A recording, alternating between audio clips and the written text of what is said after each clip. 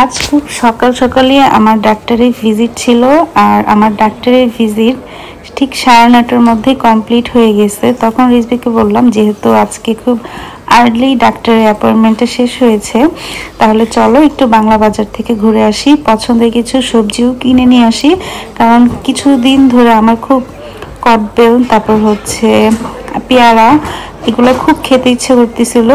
আর যেহেতু বাংলা বাজারটা আমার বাসা থেকে অনেকটাই দূরে, তো সেখানে সবসময় আসা হয় না। তো হসপিটাল থেকে আবার বাজারটা খুব কাছে ছিল, ভিক্টোরিয়া বাজার। তো সব মিলিয়ে ভাবলাম যে আজকে যেহেতু সময় সুযোগ হয়েছে, চলো ঘুরে আসি। তো এখানে প্রথমেই যাচ্ছিলাম সবজির যেই কাউন্টারগুলো সেখানে। তো সেখানে যে আমি প্রথমেই খুঁজতেছিলাম আমার পছন্দের কদবেল। প্রেগনেন্সির টাইমে এত কদবেল খেতে ইচ্ছে করতেছিল আর পেয়ারা, যেটা মানে আমার মনে হচ্ছিল যেটা না খেলে আমার ভালো লাগবে না। তো আমাদের এলাকার মধ্যে যে বাঙালি দোকানগুলো আছে সেখানেও রিজভি অনেকবার খুঁজেছিল কিন্তু পাইনি। তো কি আর করার, অনেক খোঁজাখুঁজির পর বিভিন্ন বাঙালি যে সবজি দোকানগুলো ছিল সেখানে যে জিজ্ঞেস করতে করতে তারা বলতেছিল যে না, কদবেলের সিজন চলে গেছে, কালকে শেষ হয়ে গেছে। তো এরকম করে মানে আমার অনেক খারাপ লাগতেছিল যে এত কষ্ট করে এত দূরে আসলাম আর আমি এখন নাকি কদবেলটা পাবো না। আমার খুবই কষ্ট হচ্ছিল যে পাবো না। বাংলাদেশে হইলে তো এটা আমার জন্য কোনো ব্যাপারই ছিল না কিনার, বা আমার বাসায় যদি আমার ভাইকে বা আমার মাকে বলতাম, তারা বলা মাত্রই আমাকে এটা এনে দিত। তো সবাইকে তো মিস করি। তো সব মিলিয়ে আর কি আর করা, কদবেল, আমড়া আর হচ্ছে পেয়ারা, এই তিনটা জিনিস আমার খুব খেতে ইচ্ছে করতেছিল। ফল তেমন একটা পছন্দও না, আর সব ধরনের ফলও আমি খেতে পারি না। তো অনেক খোঁজাখুঁজির পর একটা দোকানে আমি পেয়েছি, আমরাও পেয়েছি, কদবেলও পেয়েছি, সাথে হচ্ছে কিছু জলপাইও পেয়েছিলাম। তো লোকটা বললো যে এটা কালকেই এসেছে। এই যে প্যাকেটে দেখতেছেন জাস্ট এতটুকুই পরিমাপি এই দোকানটাতে ছিল। পেয়ারা ছিল অনেকগুলো, কিন্তু আমরা কদবেল তারপর হচ্ছে জলপাই খুবই অল্প পরিমাপের ছিল এবং দামটাও কিন্তু অনেক ছিল। তো রিজবি বললো যে দামের দিকে তাকানোর দরকার নেই, তুমি কি কি নিবা বলো। তো শুধুই কি ফল কিনতে এসেছি এত দূরে? তখন বললাম যেহেতু এখানে আসাই হয়েছে, তাহলে অল্প কিছু সবজিও কিনে নিয়ে যাই বাসার জন্য। যেই সবজিটা সচরাচর আমাদের এলাকায় পাওয়া যায় না, সেগুলোই আর কি নিতে আসলাম। পরে কেনাকাটা করলাম এখান থেকে।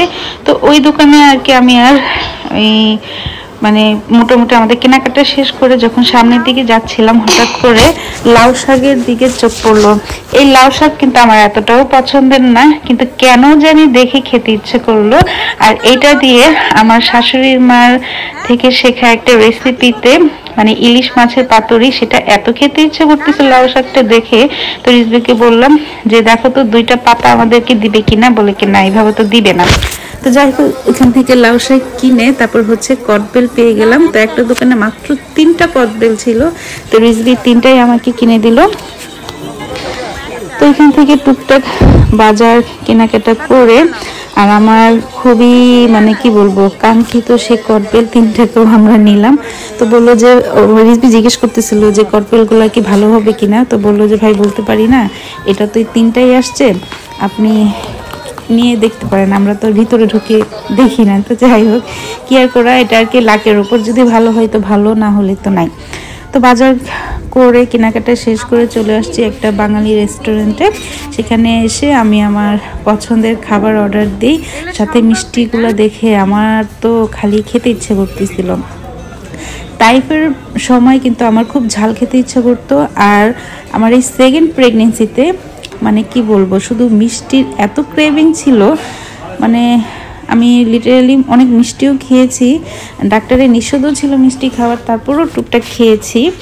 তো এখানে আমার পছন্দের সেই হোটেল স্টাইলের ডাল ভাজি, সেটা অর্ডার দিলাম। তাইফের জন্য একটা পরোটা অর্ডার দিয়েছি।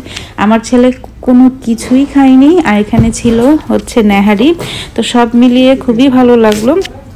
মূলত আমি এখানে গিয়েছিলাম আর কি, এখানে যে বাটার নানটা থাকে সেটা খাওয়ার জন্য, কারণ নান রুটি তো আর এখন সবসময় পাই না। তো ভাবলাম যে যেহেতু আসছি তাহলে নানটাই খাই। তো এখানে গার্লিক নান নিয়েছিলাম, বাটার নান নিয়েছিলাম, আর সাথে হচ্ছে একটা পরোটা। তো এই যে হচ্ছে আজকে আমাদের আর কি সকালের নাস্তা, বাট খেতে খেতে কিন্তু একটা দুপুরের খাবারই হয়ে গেছে। খাওয়া দাওয়া শেষ করলাম আর লিটারেলি আমার কাছে প্রত্যেকটা খাবারই খুবই মজা লাগছে। তারপর বাসায় চলে আসছি আর আসার সময় এই যে পছন্দের কিছু মিষ্টি অল্প অল্প করে নিয়ে আসছি। আজকে এই পর্যন্তই। আল্লাহ হাফেজ, ভালো থাকবেন সবাই।